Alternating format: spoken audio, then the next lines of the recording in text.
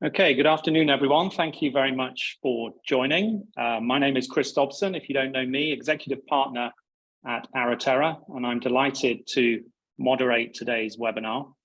If you don't know Aretera already, we're a public affairs consultancy advising international clients across Central Europe, Southeast Europe, Turkey, and Central Asia. And we're really appreciative of you joining today, finding time in your busy schedules to tune into the webinar.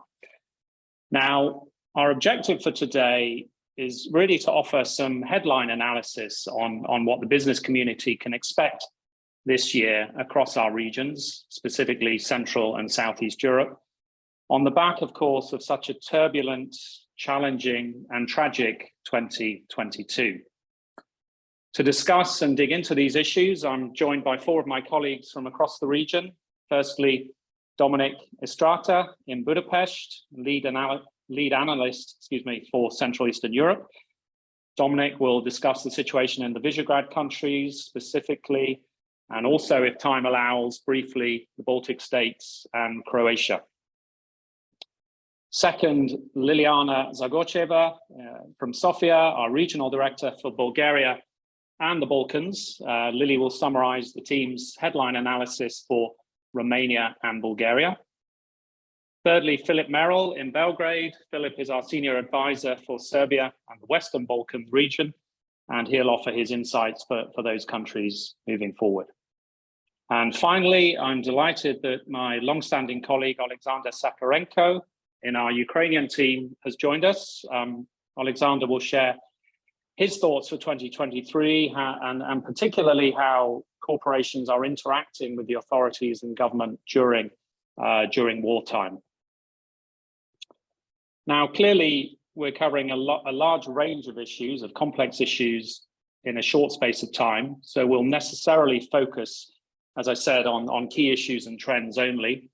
However, following the webinar, Aretera will publish a short series of memos that will dive more deeply into some of the topics and issues we're discussing today. So there'll be one each for the three sub-regions, Central Europe, Southeast Europe, and Central Asia and Turkey. Please look out for those if you're interested.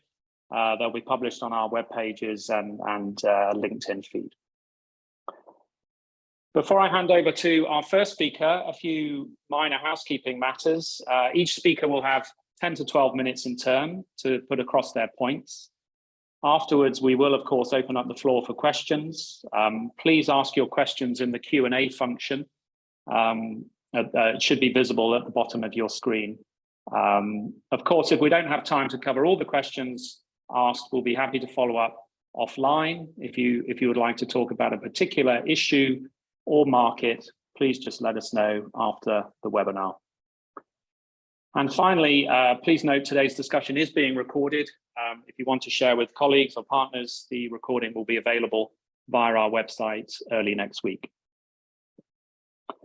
So jumping straight into the core Central Eastern Europe region, Dominik, first to you. 2022, of course, was an extremely challenging year for the whole region, marked by the security, economic, and social fallout of Russia's invasion of Ukraine.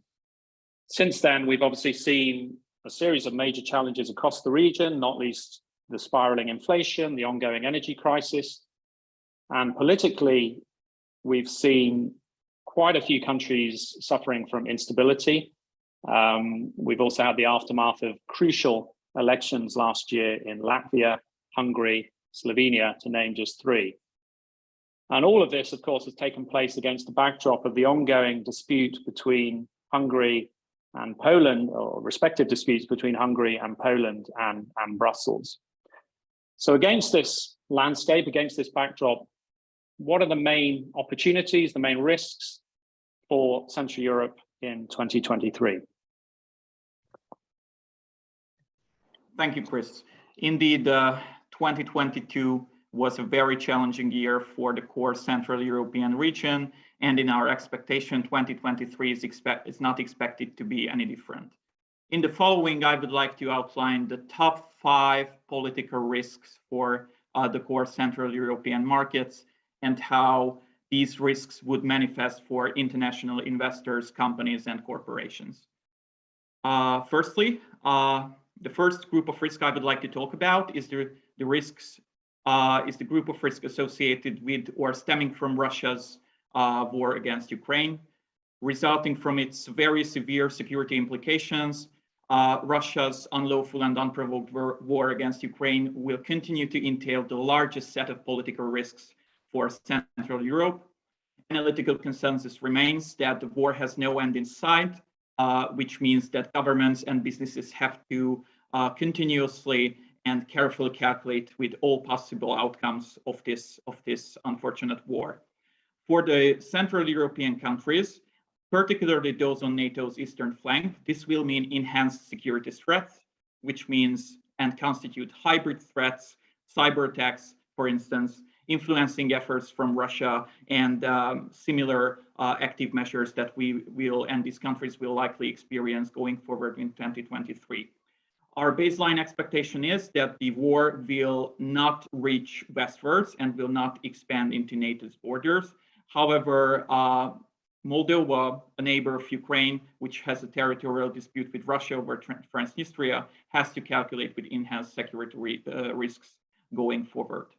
In addition to the security risk, we necessarily have to mention the economic fallout, as Russia's war against Ukraine has been the main contributor to the economic downturn we are experiencing this year and what we have experienced in 2022. And necessarily, we have to mention the energy crisis, which will place an enormous burden on European economies as the EU aims to phase out Russian fossil fuel sets from its imports. Second, and closely related to the war in Ukraine, I will have to bring up the risk of EU disunity on Russia. Following the invasion and the initial first month of the invasions, EU countries have reacted decisively and firmly, although gradually, to the events playing out in Ukraine.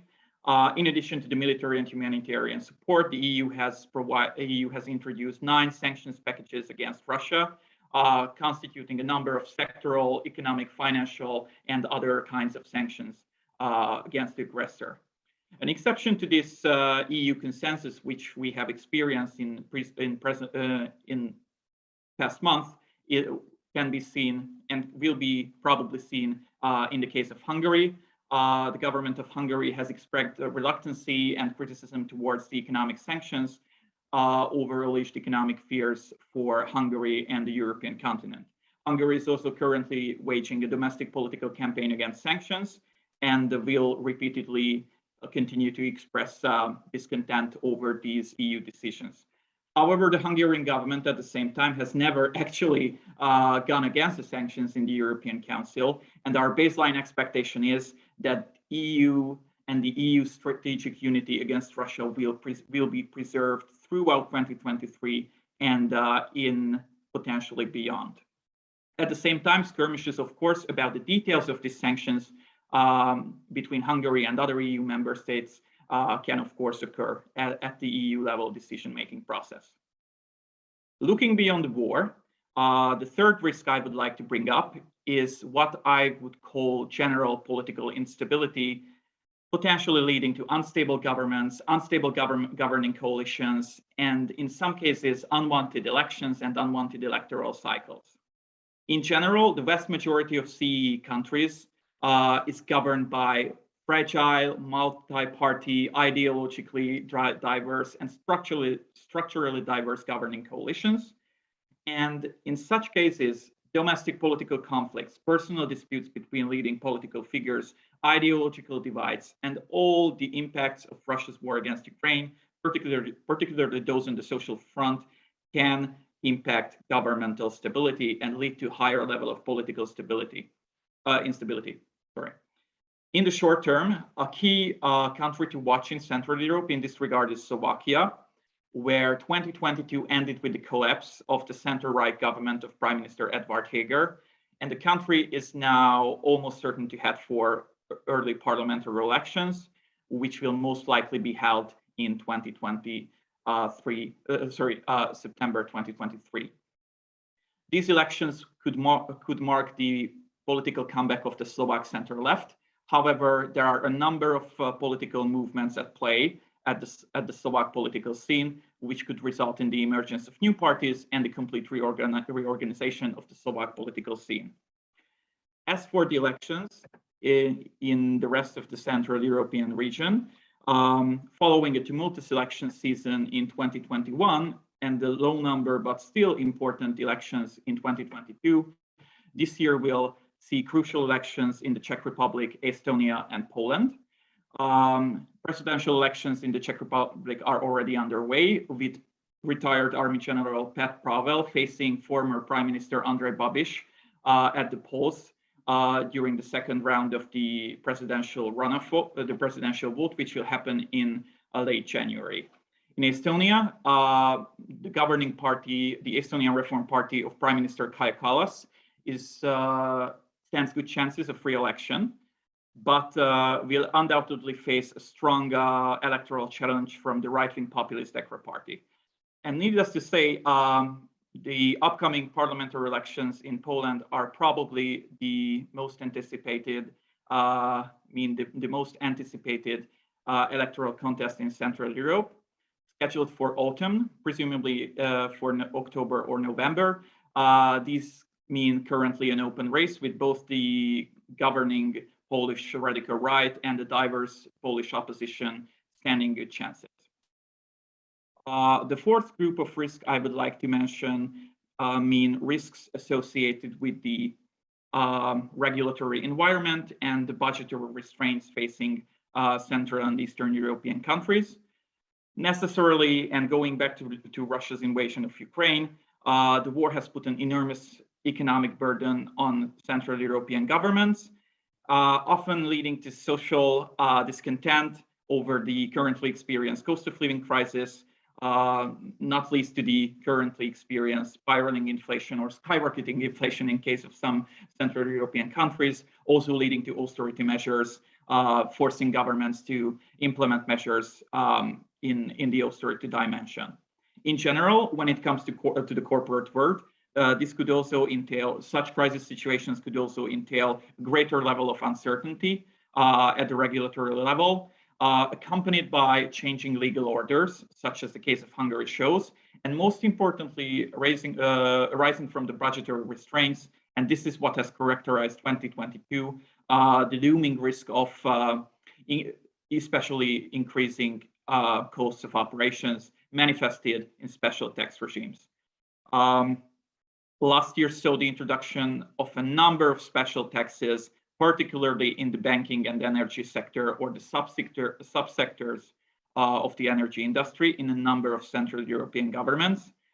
And while most of these were introduced with the natural idea of burden sharing and proportionate taxation, in addition to governments trying to avoid direct austerities on citizens, some of these special tax regimes have been widely criticized for their implementation. Such a case again is Hungary, where its special tax regimes imposed last May led to a certain amount of criticism stemming from two reasons.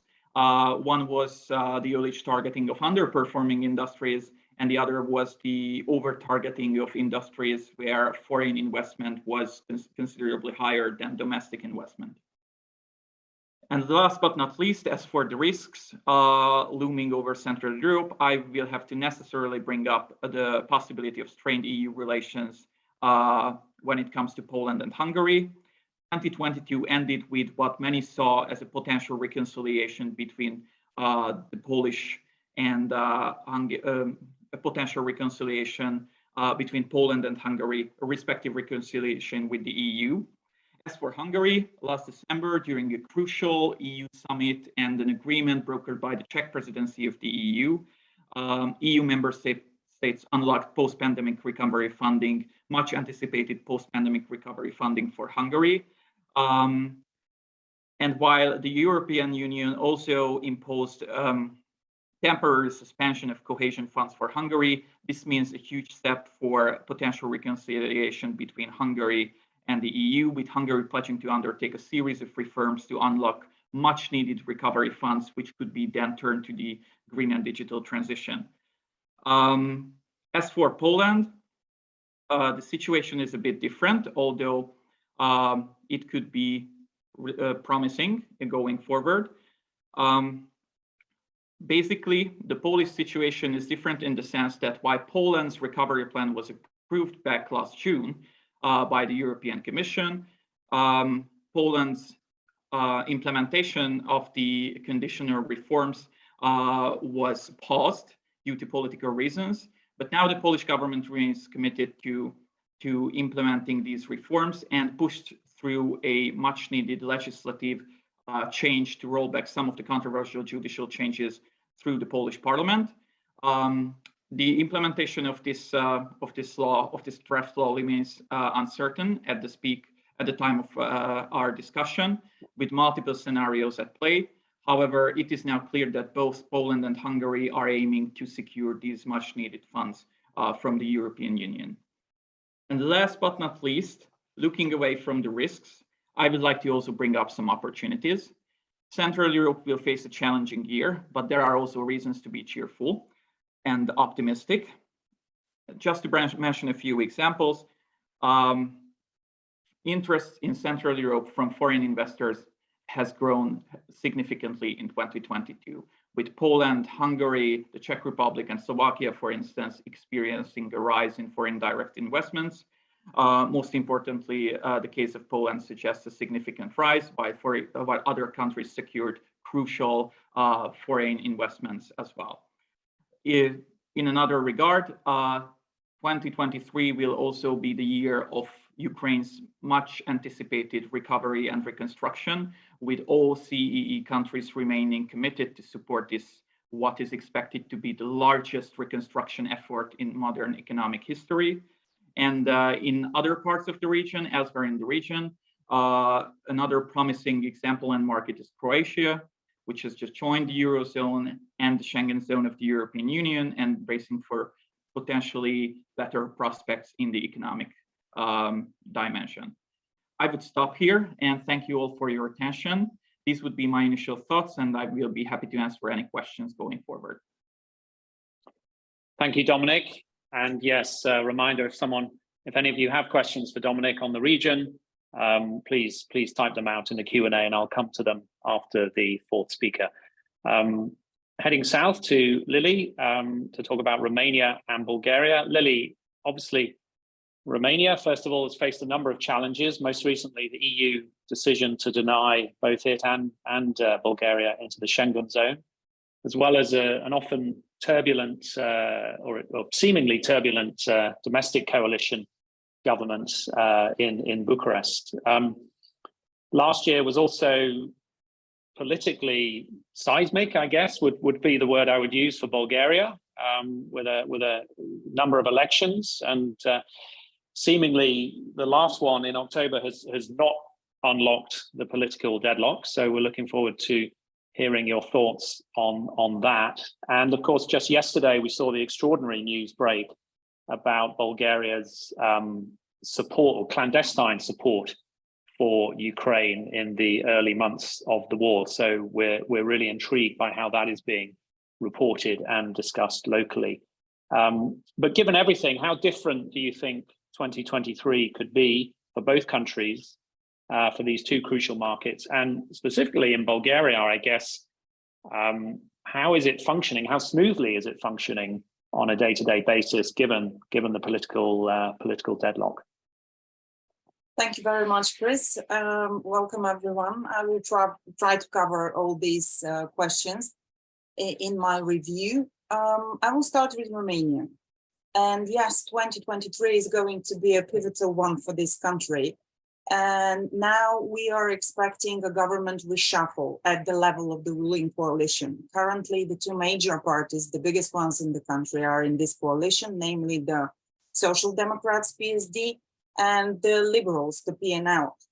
They are ruling together with the Kingmaker Party, or the UDMR. This is the party of the Hungarian minority in Romania.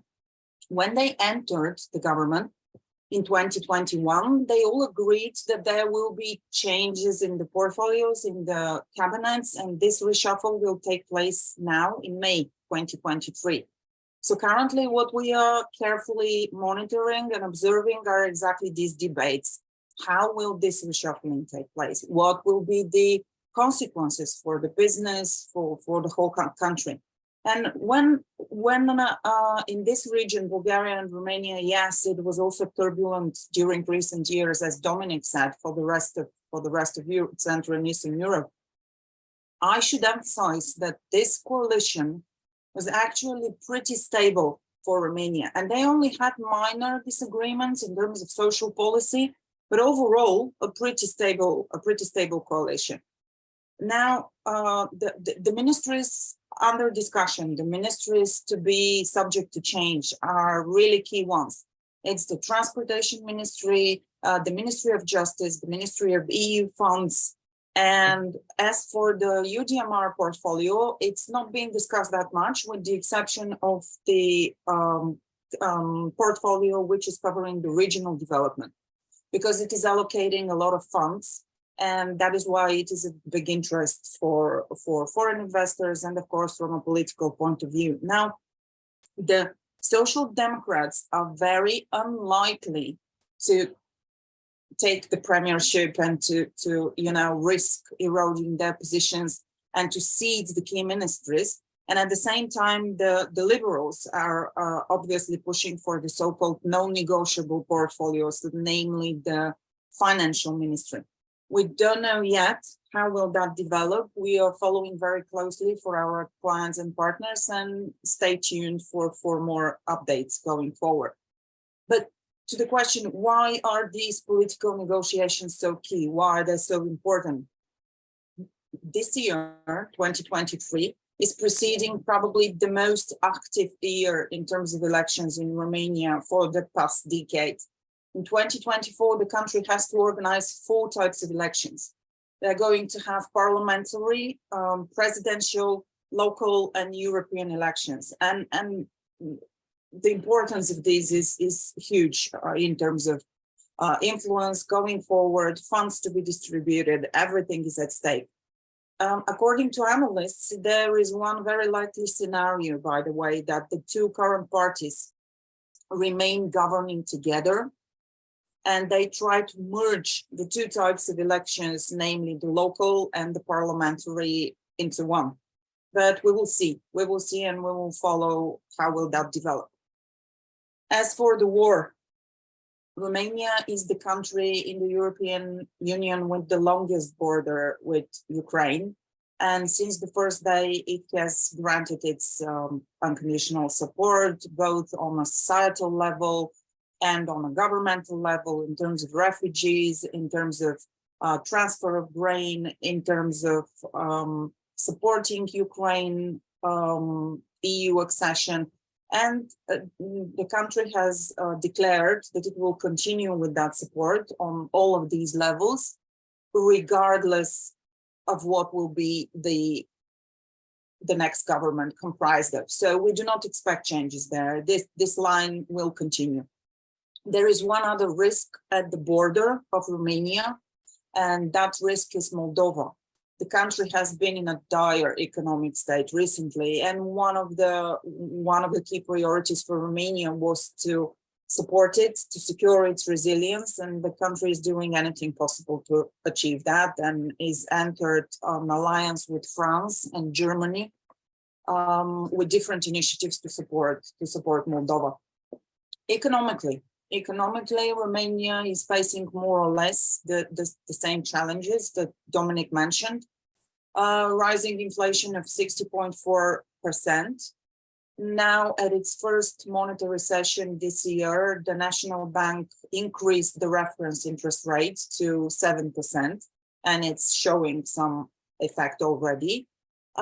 In terms of the energy prices, to alleviate it, the government capped and compensated the energy costs for consumers, for small and medium enterprises, and for very large industrial producers. I want to touch on the positive sides and positive developments for Romania as well. Mainly they're related to the huge access the country is going to get on the Recovery and Resilience Fund.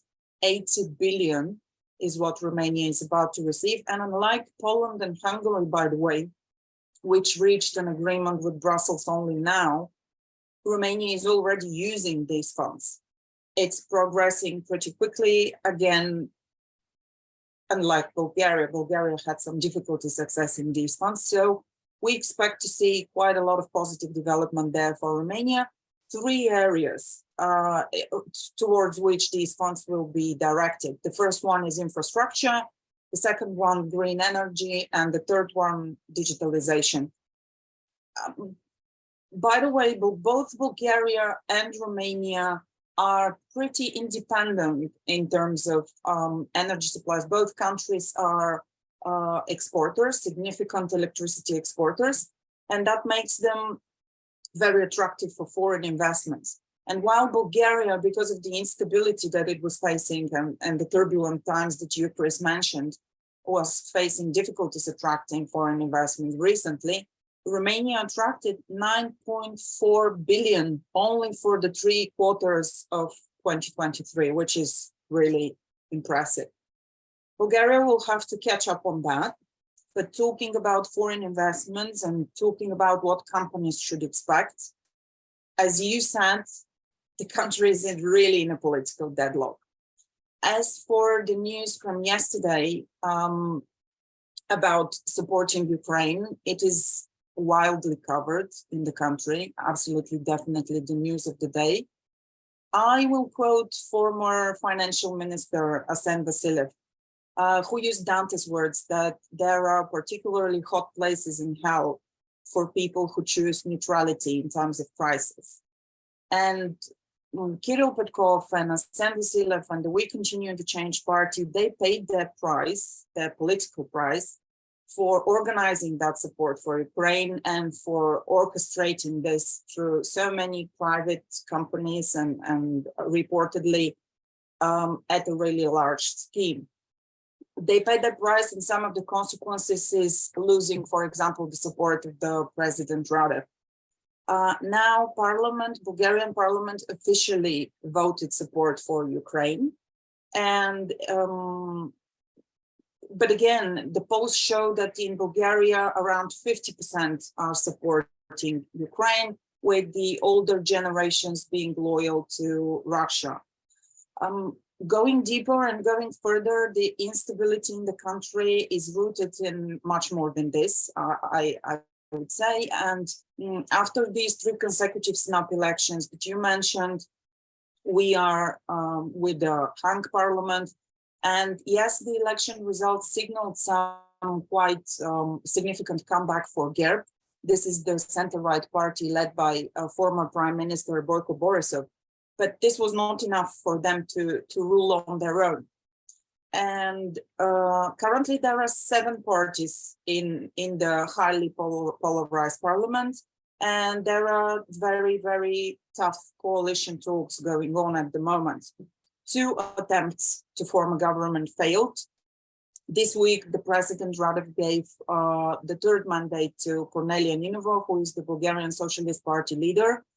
And if they manage to form a government with this 3rd mandate, at best, it will be a technocratic government with forecasts to not last long, because if it is formed, it will be at very high political cost, and it will be vulnerable to attacks from the opposition.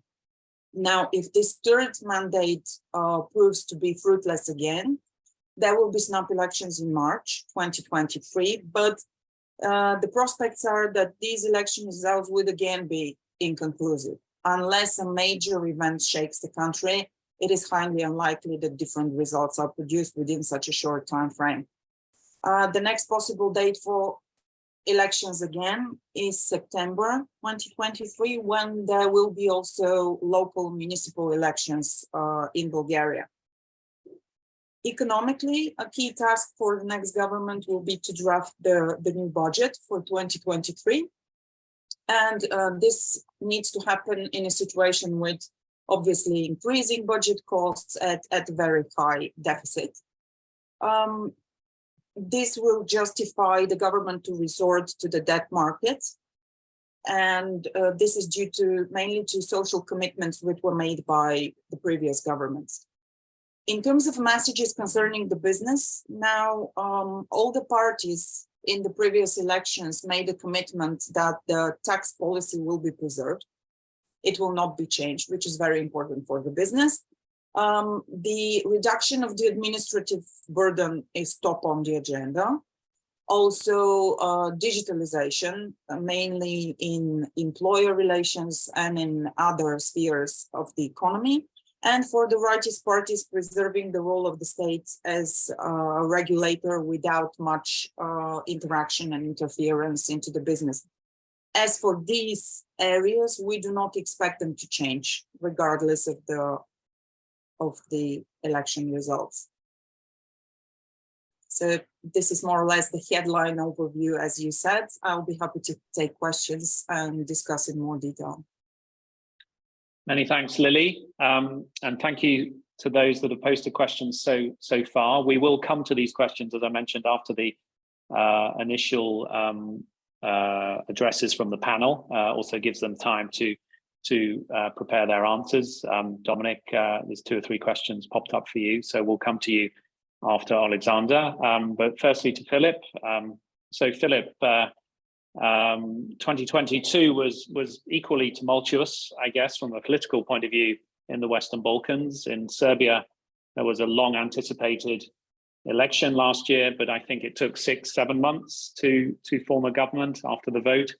At the same time, we've obviously seen, regrettably, rising tension again on the Serbia-Kosovo issue, also domestically in Bosnia-Herzegovina.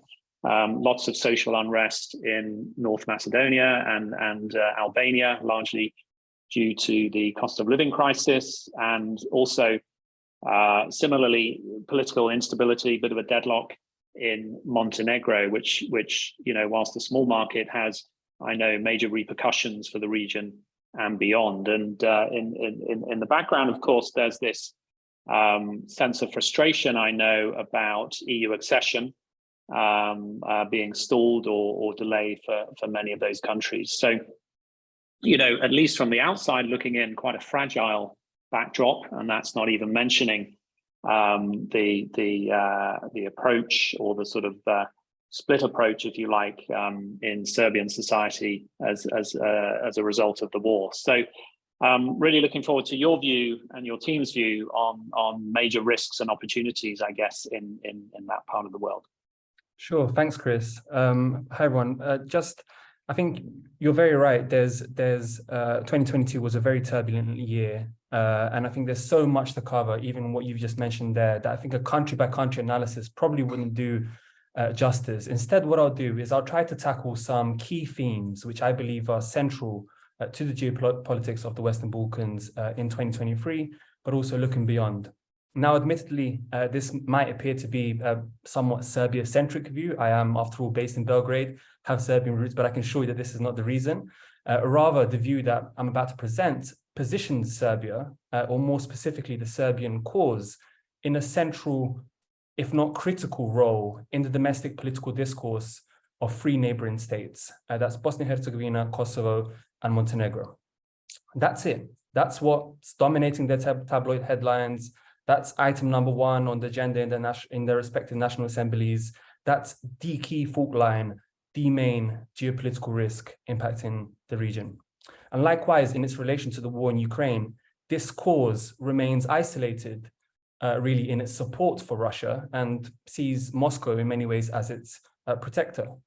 Serbia and Bosnia, again, precisely because of the Serb entity, Republika Srpska, are the only countries in Europe, along with Belarus, not to sanction Russia. Other nationalisms, particularly Montenegrin, Bosniak, Albanian, of course, in Albania and Kosovo, are firmly in the West camp and view NATO as the guarantor of their security interests. Macedonian is a bit more complex, and I feel probably warrants a discussion in itself. So just stepping back a bit, when we talk about the impact of the war on the Western Balkans, there are 2 key premises to introduce, 2 ways of really seeing the region. The first, the optimist view, is that any heightened tension can essentially be attributed to domestic political agendas. In other words, Balkan political elites have used this conflict to further their own domestic gains. As with any conflict, as you know, nationalist tendencies often amplify in times of instabilities. And during this war, many of the region's long-standing leaders have used this appeal to rally to their bases. That is to say that when we see these border clashes, as you mentioned, Chris, in Kosovo, or military drills in Bosnia, which we'll go in a bit more detail, let's not get too alarmed, right? This isn't a repeat of the 1990s. This isn't a DNR or LNR in the making. This is just Vučić doing Vučić, or Kurti saber rattling to appeal to, right-leaning voters or whatnot. The second view is slightly more hawkish. And it says that if the tensions between the West and Russia were to escalate to other fronts, a second front, which we know has been discussed in geopolitical circles, the Balkans might provide fertile ground for its unfolding. And that's quite a statement. There's plenty of candidates for such a flashpoint. Look at Transnistria, as Dominik mentioned, the Suwalki Gap, whatever's going on between Armenia and Azerbaijan, and so on. But the region, the Western Balkans, harbors really deep-rooted historical grievances. It has a recent memory of conflict. And most importantly, unlike what some of my colleagues were talking about now, the Western Balkans does not represent a united front in this broader conflict. There is this fault line, which is ripping right down the middle of the region, which the West or Russia, or both, could potentially exploit. So what are we talking about exactly? There are three key tension points to closely monitor in 2023. Bosnia-Herzegovina's territorial integrity, Kosovo's sovereignty, and what I could only term as Montenegro's heightened nationalism.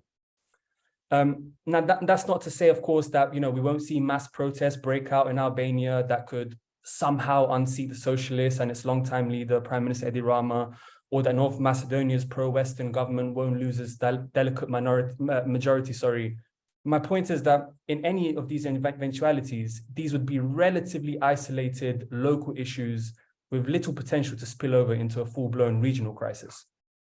So let's break these points down a bit, and I'll whiz through them, but by all means, we can go in more detail in the Q&A. Starting with Kosovo, which has obviously dominated regional security issues in recent days and weeks, if not years. The crux of the matter really lies in the ability of the Pristina government to exert its control over the Serb-dominated northern region. Just like Belgrade claimed sovereignty over Kosovo and considers it its southern province that it de facto does not control, Pristina claims sovereignty over the entire territory, but de facto does not control the north. And what we've seen recently is the Serbian communities effectively playing hardball. They're setting up roadblocks over some relatively minor nuanced issues. Specifically this time around, it's over car registration plates, but it could easily have been dialing codes, access to power plants, and so on. Now, if you were to ask people, everyday people in Belgrade or Pristina, the majority would dismiss these tensions as yet another false alarm, a power play by its leaders, saber rattling, call it what you will. But how many false alarms can you have before, a real escalation actually takes place? I was actually at the border just a few weeks ago, and there is this eerie feeling that can only resemble the sort of footage we've been seeing coming out of Belarus these days. So it's convoy after convoy of top military hardware making its way to the border, of course, making its way back. But what happens if one day orders are given for them to cross? Kosovo, for what it's worth, doesn't have an official army to physically repel Serbia. And the second point is that these soldiers would unmistakably be welcomed with open arms by communities in the north. So I think it's important to make this case. Sure, KFOR, which is the NATO-led international peacekeeping force, would try to maintain order. The West would pressure Belgrade in whichever way it could. The EU might suspend accession talks, but would Pristina's Western allies physically intervene? Probably not. And this is no doubt playing into President Vučić's calculation each time these tensions flare up. Secondly, Bosnia-Herzegovina, the Kremlin's, what's important to realize, the Kremlin's chief ally in the entire region is Milorad Dodik, the president of the Serb majority entity of Republika Srpska. He started off 2022 very badly. He was put on sanctions by the UK, joining sanctions by the US. He would also be sanctioned by the EU if it wasn't for his close friendship with Viktor Orban. And so when the war started, a month or so after, he had a choice, right? To either double down or to change course. Now, it was election year, so of course he chose to double down. And just last week, for instance, we saw a military drill marking Republika Srpska Day on the streets of eastern Sarajevo, which is considered really provocative for the Bošnjak communities. And just a few days ago, also, he awarded Putin a Medal of Honor. So he's by no means shy on expressing his ambitions in that side. On the flip side, we've also seen him back down on some controversial policies. I think this is key. Includes the law on the army, which would effectively give Republika Srpska its own military. So it's clear, really, that Dodik is ultimately pushing for secession for Republika Srpska, whether that's in the midterm or the long term, it's difficult to tell. But by introducing, it will likely be by introducing a referendum for independence, which, you know, some estimates say he would get north of 80%, if not 90%. The main question for him will be timing. So with his key ally in the Kremlin already stretched and struggling, it seems unlikely that he will make this push now. But nonetheless, I think this is one that we should definitely keep an eye out for. And finally, Montenegro, which was probably considered a done deal in geopolitical terms up until 2020. It, of course, joined NATO in 2017, and is considered to this day the front runner for EU accession. However, over the past 3 decades, it has been effectively led by one man, Milo Djukanovic, whose association with corruption and some pretty refutable links to organized crime in the country lost his party the 2020 parliamentary elections. Likewise, he was seen to be a very controversial figure, very hostile figure towards the country's large Serbian minority. Up to 35% of the country is of a Serbian minority, clamping down on minority language, religious rights, then going on to recognize Kosovo, introducing legislation that bans smearing, not calling Srebrenica genocide, and so on. What emerged as a result of this election was a coalition government, really delicate coalition government between some civic Montenegrin parties and some pro-Serb parties, some of which include pro-Russian factions. So the government has since had a bit of a reshuffle and is currently led by a minority government led by Prime Minister Dritan Abazovic, who was part of the 2020 winning ticket. And there is also political impasse, actually worth mentioning, of the Constitutional Court. Now, this is leading to rising nationalist outbursts on both Montenegrin and Serbian sides. And crucially, 2023 is election year. Djukanovic's own seat as president will be contested, and it might also be the case that parliamentary elections will also be, snap parliamentary elections will also be held this year as well. So definitely one to look out for. Again, it's a NATO member, unlike Bosnia, unlike Kosovo, unlike Serbia. So we always think about Article 5 and the guarantees that this would provide. But, you know, let's, for instance, hypothesize that clashes do break out and you have a pro-Serb government sitting in Podgorica who, for instance, asks Serbia to intervene. What happens to Article 5 then? Just a few words about Serbia itself, because we haven't actually touched upon that.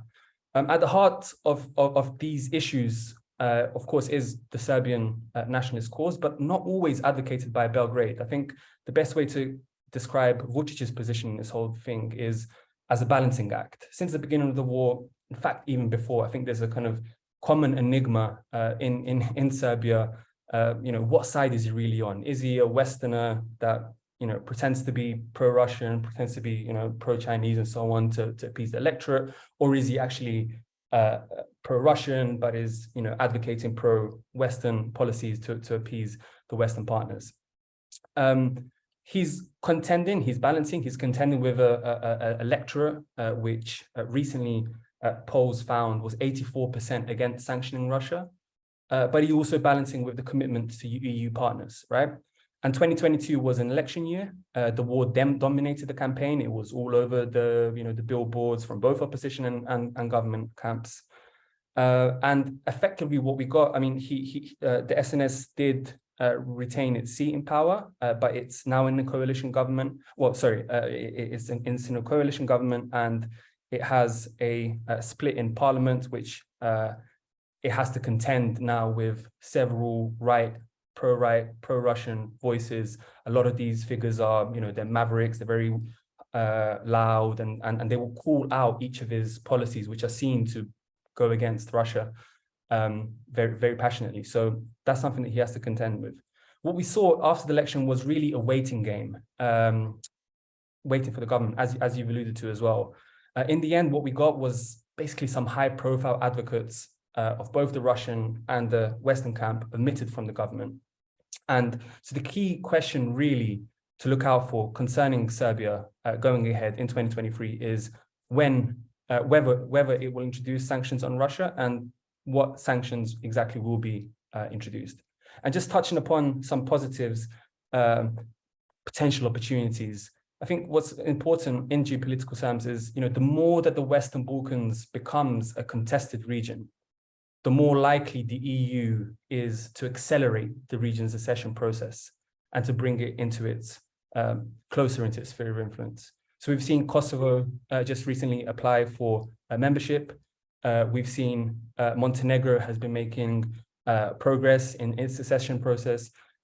We've seen Ursula von der Leyen very frequently visiting the region, commending the region's progress, and welcoming it into the union as fast as possible.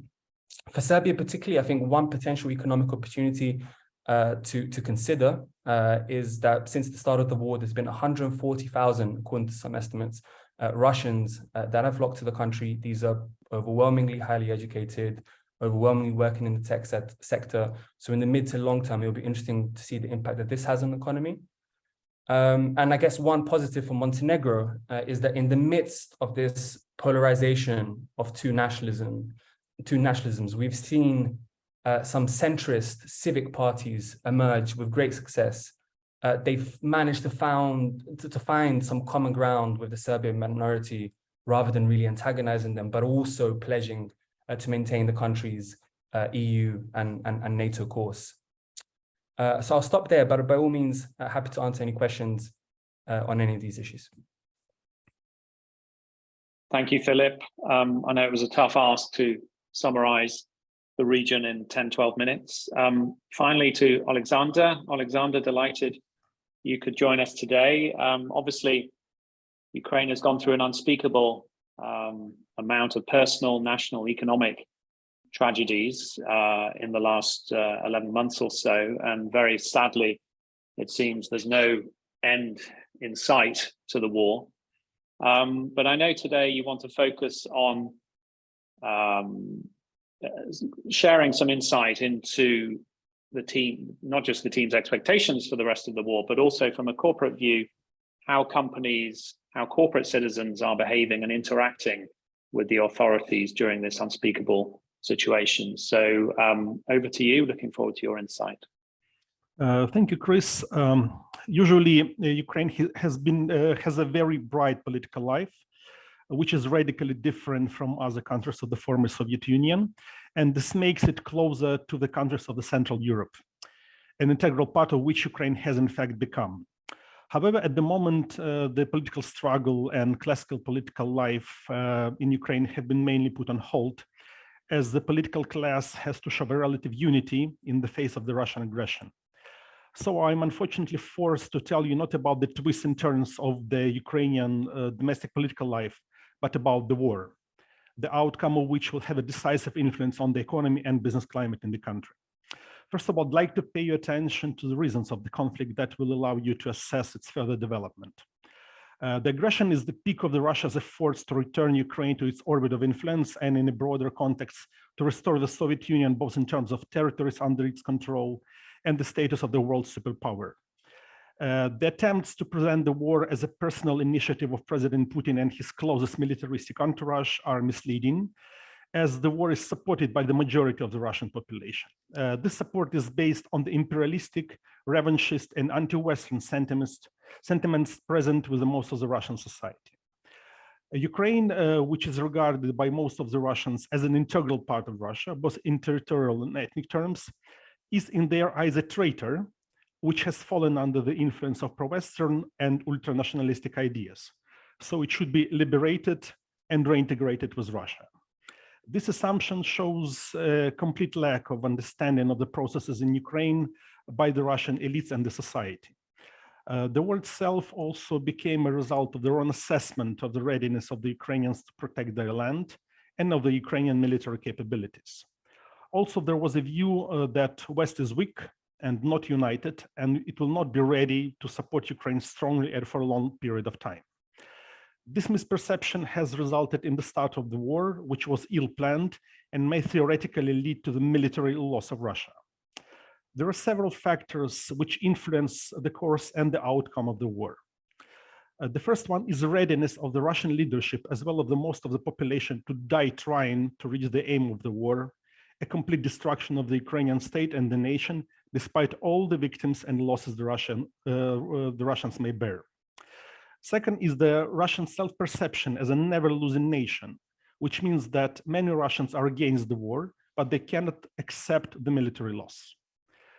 The third one is complete absence of the protest potential in Russia and the habitude of the Russians to suffer material losses. This decreases the impact of the sanctions and does not weaken the team in power internally. Also, Russia has almost endless mobilization potential, large stocks of military equipment and ammunition, and huge military industry. From the part of the West, the major factor, besides economic problems caused by the war, is the fear among Western elites that the military defeat of Russia may lead to its internal destabilization and breakup, uncontrolled spread of conventional and nuclear weapons, and growth of the Chinese influence. There's also fear that with the perspective of military loss, Russia may resort to the use of tactical nuclear weapons in Ukraine. Due to this, Ukraine's Western allies have put a stake on Russia's gradual military and economic weakening, which will make the processes controllable and predictable. With the view of the above factors, the most realistic scenario of the war is position fighting in the World War I style until the moment of exhaustion of one of the parties. Due to this, we anticipate that the war is not likely to end in 2023, except for the situation of unpredictable internal processes in Russia. At the moment, the largest military risks for Ukraine are decrease of military support to Ukraine as a result of internal processes in the EU and the USA, and physical lack of equipment. Missile strikes on the Ukrainian energy infrastructure are a very big risk, and a couple of hours ago we had an air raid warning in the place where I am. And these strikes, they affect the economy and well-being of the population. Also, we know that Russia prepares new waves of mobilization, and this may lead to massive advances, including on Kyiv in several months. And of course, the largest risk is the possibility of the use of tactical nuclear weapons, but we assess this probability as low. Our assumption is that the war will be finished on the battlefield, as no one of the parties is ready for negotiations at the moment. Economically, Ukraine suffers from a number of challenges. First of all, these are the direct material losses caused by the war, which mean the destruction of production facilities and infrastructure, mining of fields, and about at least a quarter of the Ukrainian territory is under mines. And as you probably know, agriculture was one of the pillars of the Ukrainian economy before the war. And of course, the result of all this is loss of GDP, jobs, and incomes to the state budget. Other risks and the consequences are migration of the population. We know that up to 10 million people have left their homes, both externally and internally. And a big part of the population, men and women, are directly involved in the war. Due to this, Ukraine's state budget is 50% dependent on external finance, and this will continue after the war, at least during the first year. But in case of a positive scenario with the Ukraine's victory, the country will be subject to massive reconstruction with the involvement of a wide range of private companies, international and governmental agencies. Its focus will be departure from the old resource-intensive economy based on export of raw materials towards the modern economy with the focus on processing, high-tech production, and industries where Ukraine has competitive advantages. These are defense, IT, agriculture, metallurgy, machinery, and logistics. One of the key tasks will be creation of the decentralized and green energy system. This provides foreign businesses with opportunities to participate in reconstruction, to open production facilities and service companies. Besides the potential massive investment flow, favorable factors for this will be the demand for job and low salary expectation. This is the reality of Ukraine at the moment, that the salaries will return to the pre-war level, not at once. A favorable factor is approximation to the EU standards, and Ukraine has applied for EU membership. And another interesting factor is the relocation of a part of the population and production facilities closer to the borders with the European Union. The reconstruction of Ukraine will be a competitive process, but those companies who support Ukraine during the active phase of war may have some privileges. At the moment, a large number of international companies are helping Ukraine both via financial donations or by assistance in materials and equipment. And apart from the direct benefit for the Ukrainian population and for the Ukrainian economy, this also brings this creates a certain breach for cooperation with the governmental authorities. At the moment, there are several governmental authorities and several governmental initiatives which collect both the reconstruction proposals as well as funds, which are already used for the reconstruction or can be used in the future. Of course, the key priority now is the reconstruction of the most critical things like energy infrastructure, hospitals, etc. Because in terms of usual construction, everyone expects for the end of the war, because if you reconstruct something which can be destroyed in overnight, this not very prospective.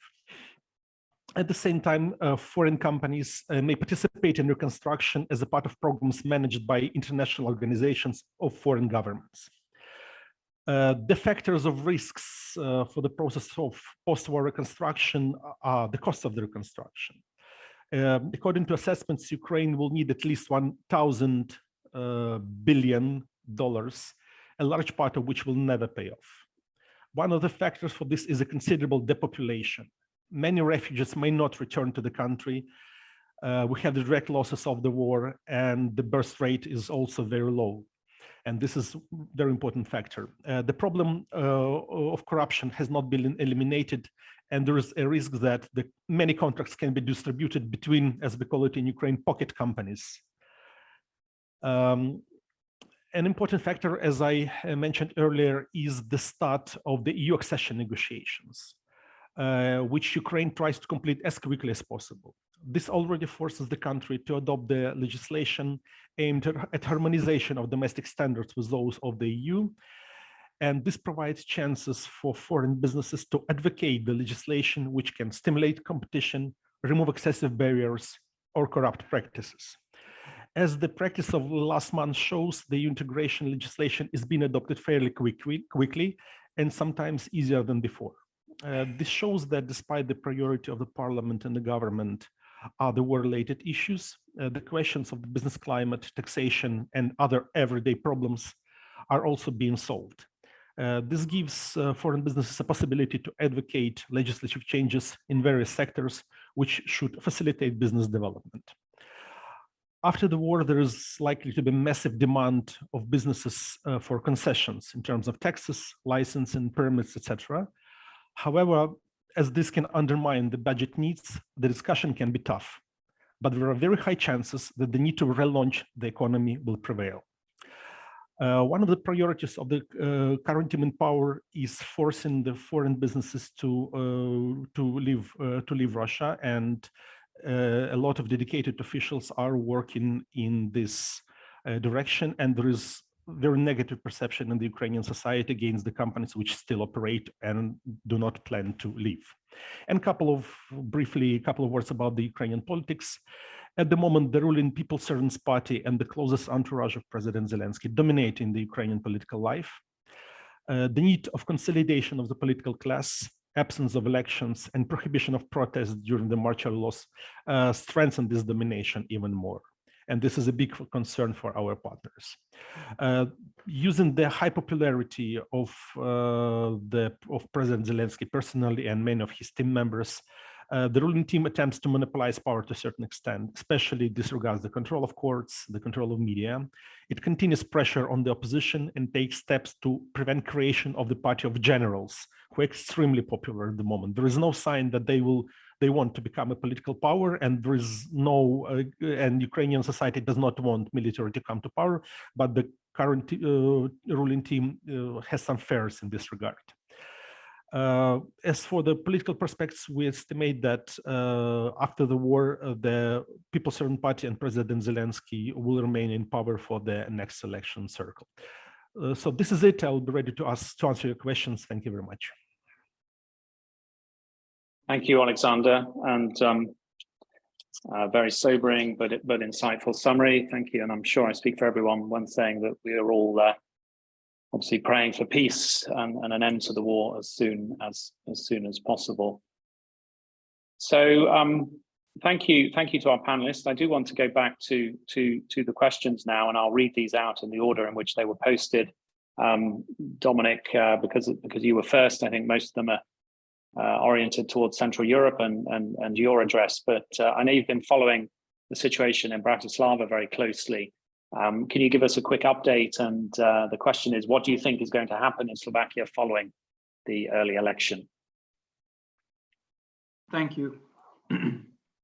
In the current political situation that describes Slovakia, it is important to underline that there is no official decision about snap elections yet, but it is 99.9% sure that the country will head for snap elections. The other two scenarios were a technocratic government appointed by President Zuzana Kaputova and the possibility of a new governing majority based on the former center-right coalition.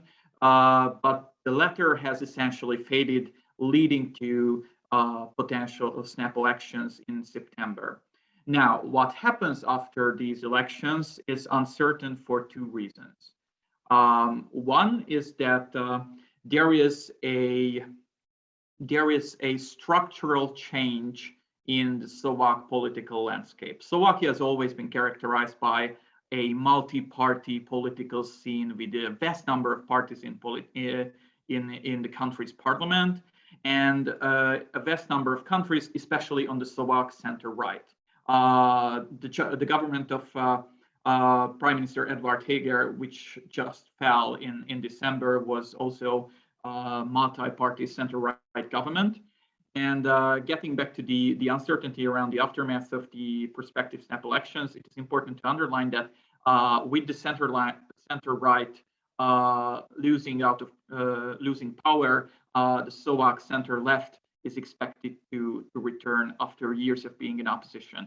The Slovak center-left is dominated by two parties: the party of former Prime Minister Peter Pellegrini, the Hlas party, a rather moderate center-left formation, which broke away from the other party, the Smereste party of fellow ex-Prime Minister Robert Fico, which is a rather center-left turned populist formation. The election, as for the snap election, it is anticipated that the Slovak center-left and these two parties would lead a prospective coalition. But there are personal disagreements between the two former prime ministers, for example, with Peter Pellegrini saying that he will not be part of a government in which Robert Fico is also a minister. And it is also important to underline that and this would be the second underlying reason I would like to mention, is that the Slovak political landscape is changing very significantly. New parties are coming. The current parties are weakening. So whatever outlook we would give right now would most certainly not apply for 9 months later. It is important to constantly monitor the situation, as there are pretty big changes expected in the Slovak political landscape. Thanks, Dominik. And I know we have an analysis of that coming out hopefully next week, depending on the timing of the announcement. So our next question is from Gidon Fien. Thank you, Gidon. You've said, thank you very much for the panel and sharing their thoughts. I'm wondering if you can speak more to the regulatory environment and opportunities relating as it relates to environmental and sustainability efforts and markets, particularly in Central Europe and Croatia. Gidon, we don't have a representative from our Croatian team today, so maybe Dominik, you could answer from a Central European perspective. Yes. And I would also like to touch upon another question posted by Jakub Malhotsky on the Green Industrial Plan and the concerning regulations and how it is expected to play out on the regional level. I would have to start with a disclaimer and say that I am not an environmental policy expert, but I will have to say I have to stress two takeaways when it comes to expectations for environmental policy in Central and Eastern Europe. The first is that much of what is expected to happen on the environmental level, especially when it comes to opportunities, will stem from decision-making at the EU level. The Swedish presidency of the Council of the European Union will drive environmental policymaking at the European level, and this will hold for Central and Eastern Europe as well, necessarily because the still looming and still ongoing energy crisis, countries will and governments will overwhelmingly prioritize energy security to bettering environmental standards, which is why it will be more important to monitor developments at the EU level. The Swedish EU presidency has outlined a number of prospective goals when it comes to emission standards, changing a last number of directives on how environmental emissions are regulated, potentially with restrictions. And as for the other question on the Green Industrial, the Green Deal's industrial plan and the corresponding pieces, these are proposals which came out only 2 days ago. With and I can speak on behalf of I can speak for the Central European governments when I say that a majority of them is yet to evaluate their position on that. But in due course, I expect a debate on environmental issues, particularly when Poland and Hungary come into the picture at the EU level decision-making process, as past experience suggests. Thanks, Dominik. Lily, do you want to give a Southeast Europe view of those two questions? Environmental regulation, sustainability, EU Green Deal. Yes, thanks, Chris. I would add and completely agree with Dominik said, especially about the opportunities, and both for Bulgaria and for Romania, the opportunities in the green field lie in the recovery and resilience plan. Both countries dedicated a large part of their plans to that. In Bulgaria, a lot of innovation in terms of batteries and sustainable green energy are expected. And as I said, there will be a lot of financing and a lot of field there to explore. Now, I want to raise a bit of a red flag, though. I think it will be interesting. For example, for Bulgaria, while there is a very strong lobby for the renewable energy, at the same time, let's be cautious of the fact that Bulgaria is a large electricity exporter, mainly due to its coal electricity and its nuclear electricity. Also, Romania is now heavily investing into innovations into the nuclear field. Now, an argument proving that point is that very recently, the previous week, Bulgarian parliament voted a requirement. It requested from the caretaker government and gave them a term until March to renegotiate the closure of the Bulgarian thermal power plants with the European Union. So yes, both countries will explore the Green Deal opportunities and the decarbonization opportunities, but at the same time, please beware that there will be opposition, strong opposition to that. And for example, both in Bulgaria and in Romania, there are voices saying that the European Green Deal is not very realistic to be achieved and to be put into practice. So a very broad topic, a lot of developments in different directions. Happy to take offline and discuss further, but I hope that gives an overview and a perspective. Thank you, Lily. And another topic I know we're planning to tackle in a forthcoming memo in the next 2 or 3 weeks. Dominik, I'm sure this is a quick question from an anonymous attendee. What do you expect for Hungary? There will be a double election coming up, municipal and EU, next year. Could it change the political setup? Do you expect another Orban victory? How could it affect business in Hungary? Well, I would rather start with, but get to the point of the question, but I would rather start with 2023 and our outlook on Hungary for this year, underlining and emphasizing that the ruling Fidesz-KDNP alliance of Prime Minister Viktor Orbán has suffered a potentially big loss when it comes to popular support in 2022. But despite this high level of popular support, despite this high level of loss in terms of popular support, Viktor Orbán's Fidesz will remain unchallenged throughout 2023 and potentially beyond. The main reason behind this is that the Hungarian opposition remains deeply unpopular, structurally divided, ideologically conflicting, and lacks a credible opposition leader. And this will be the case throughout the year, even though answering the question, getting closer to the much anticipated EU parliamentary and municipal elections, which will be held at the same time in May next year, getting closer to the elections in time will most likely result in the formation of new political forces.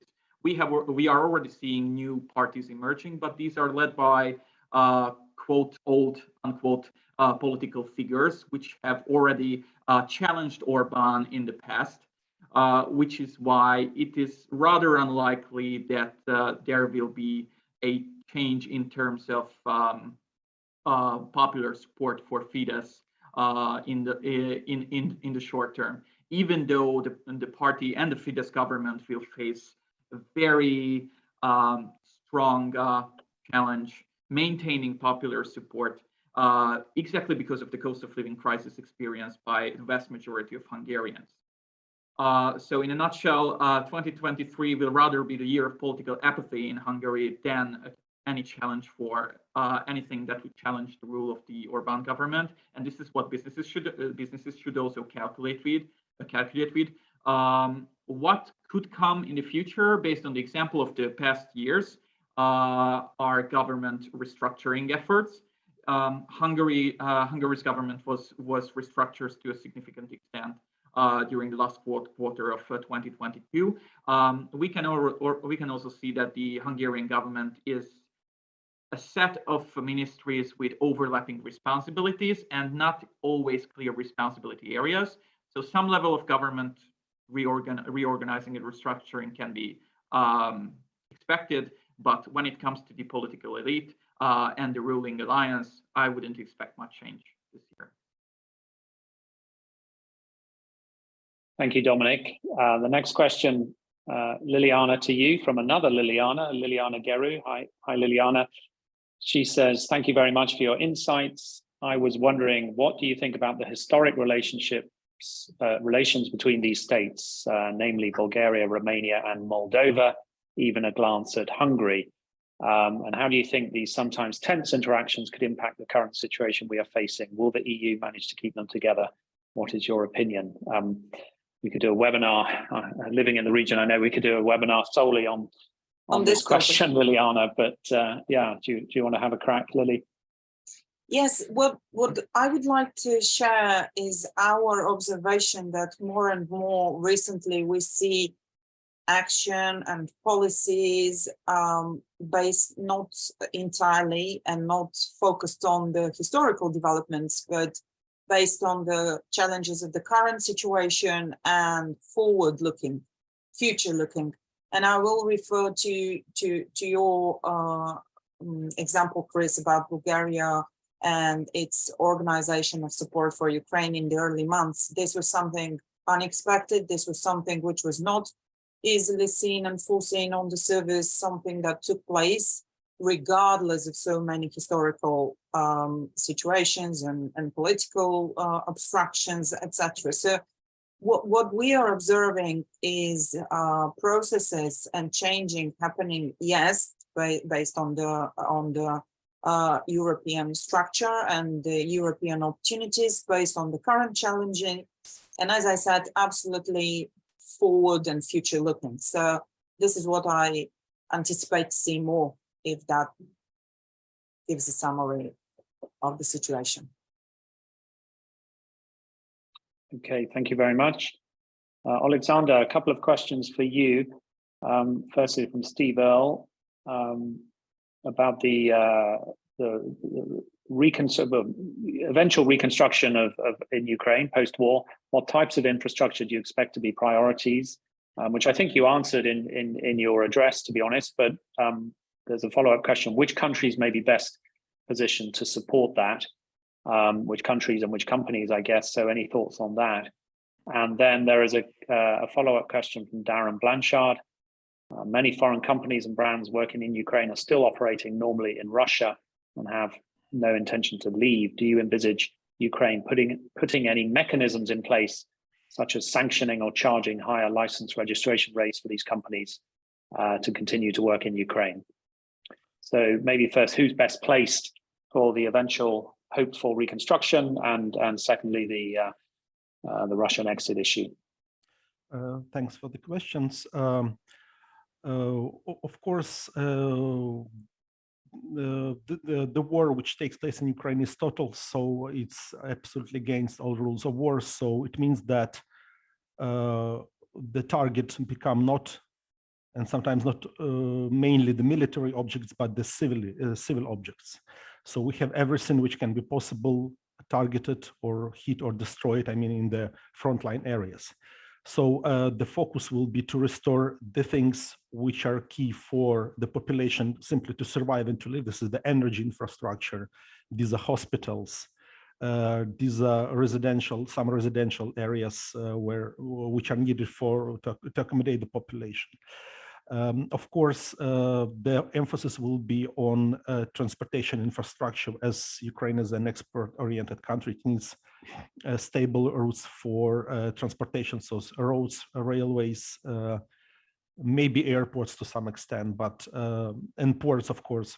So this will be the focus from our perspective. As for the countries and companies, as I mentioned in my report, is that the companies and the countries which mostly help Ukraine at the active stage, in the hot stage of war, may have some privileges. And of course, we see the Central European countries which help Ukraine. We see United States, United Kingdom.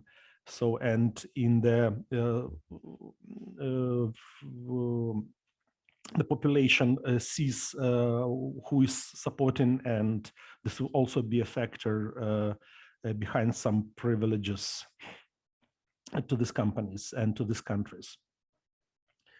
As for the companies which still operate in Russia, this is a very complex story because on the one hand, the Ukrainian government has made several direct statements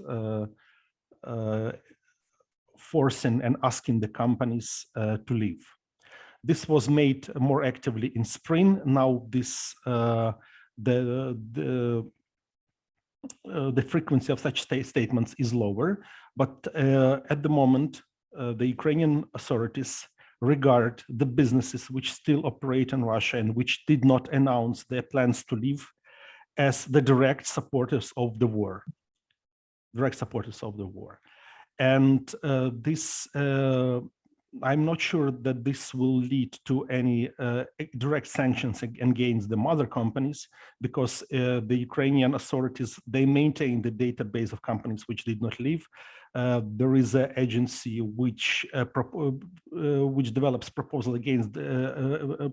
about the sanctions, but these are sanctions against mainly the Russian entities which operate there, but not against mother companies.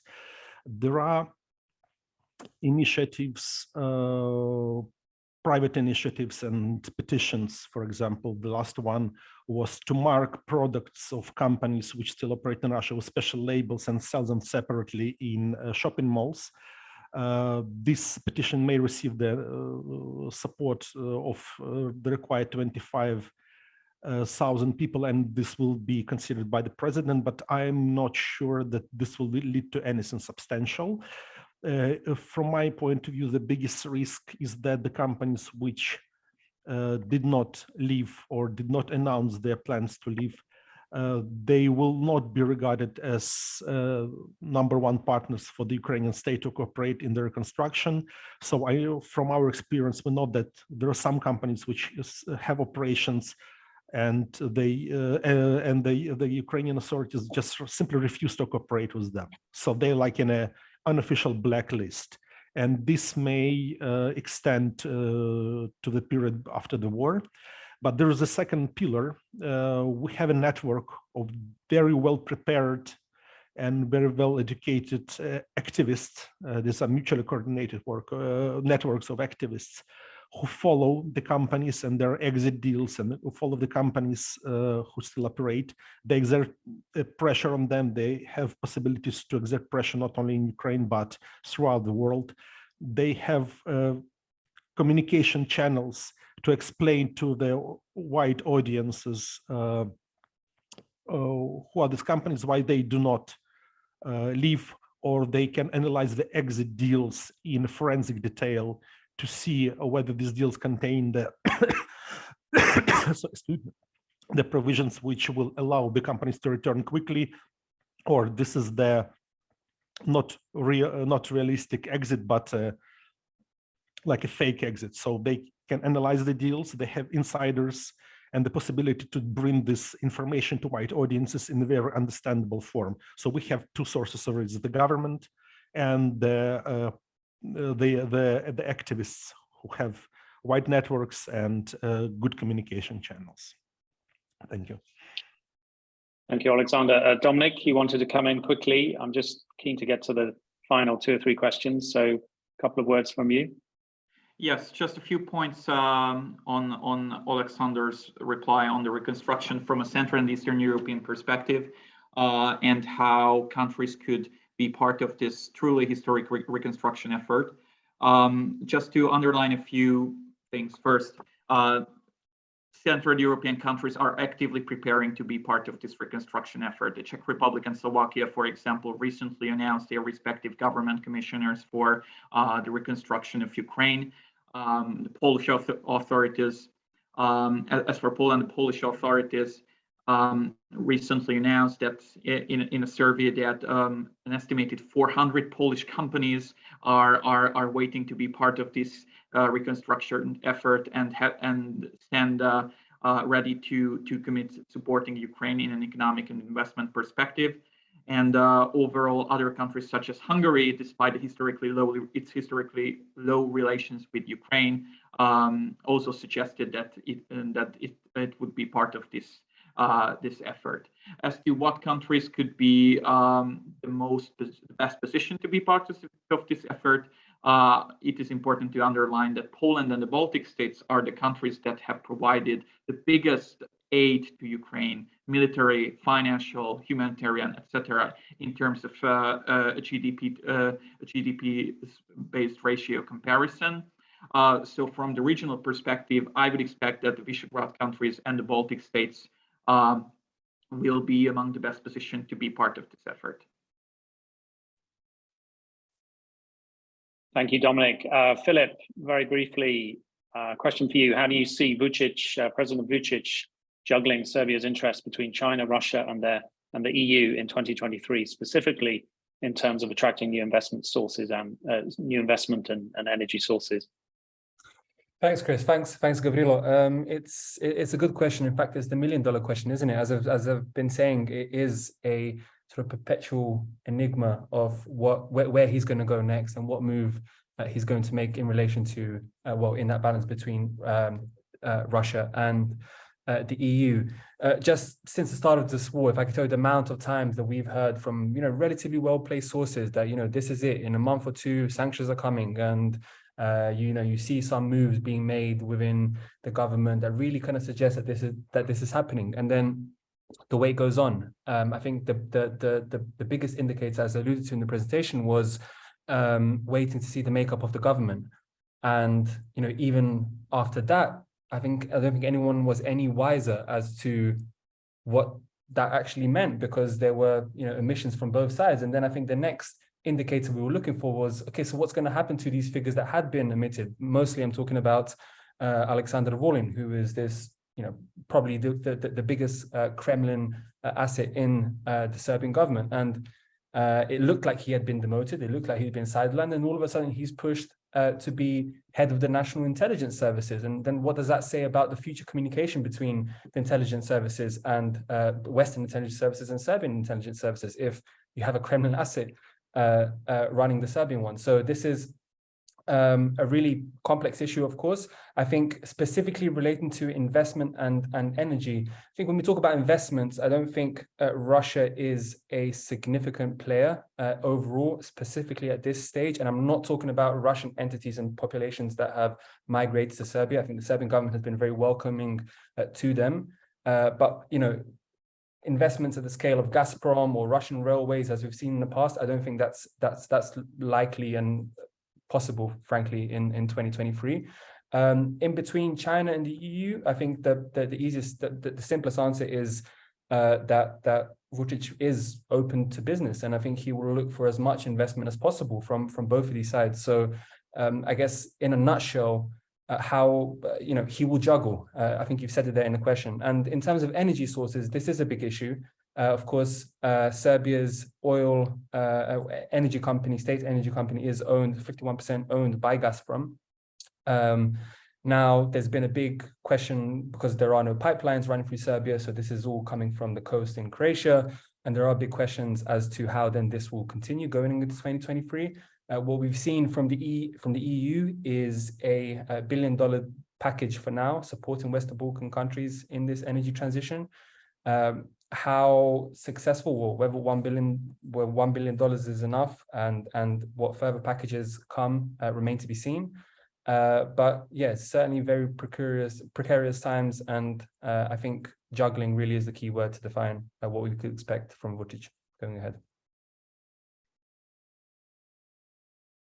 Thank you, Philip. A final question: in overall Central and Eastern Europe, are there countries that are seen as leaders for which others are followers as it relates to regulatory regimes and new legal frameworks, particularly for those not yet in the EU? Well, obviously, as Oleksandr, as you mentioned, EU legislation, fast-track accession is a major focus and a major topic from a policy and regulatory point of view for Ukraine. But an interesting question in terms of the region, Dominik, I don't know whether you've got a perspective on this, whether there are leaders from a regulatory point of view which set the trend, if you like, for others in the immediate region. Just maybe one sentence with regards to the time frame. I would rather add that given the current geopolitical situation, what I would like to underline in this regard is that certainly there are European structures which are seen as sort of leaders when it comes to political decision makings, regulatory decisions, and so forth. With one of these structures being the European Union, and the quote followers being the countries which want to join the European bloc. So in this regard, certainly there is a difference when it comes to the stance of national governments on the regulatory perspective, but it is really rather about the standardization of regulations based on the actual wish and need of certain countries to join or not to join the European bloc. Okay, and with 1 minute left, I think we'll wrap up the question session. I'd like to thank everyone for attending and participating today, our attendees and also our panelists from around the region, from around our team. I know it was ambitious to cover so many countries and topics in 90 minutes, but hopefully those that tuned in found it informative, useful. But please do look out, as I mentioned at the start, do look out for the memos coming out in the next couple of weeks, which will involve more detail and analysis of some of the issues we spoke about today. Our team, our wider regional team, is available, of course, as mentioned, if anyone has further questions or would like to follow up for a one-to-one discussion on a particular market or a particular issue.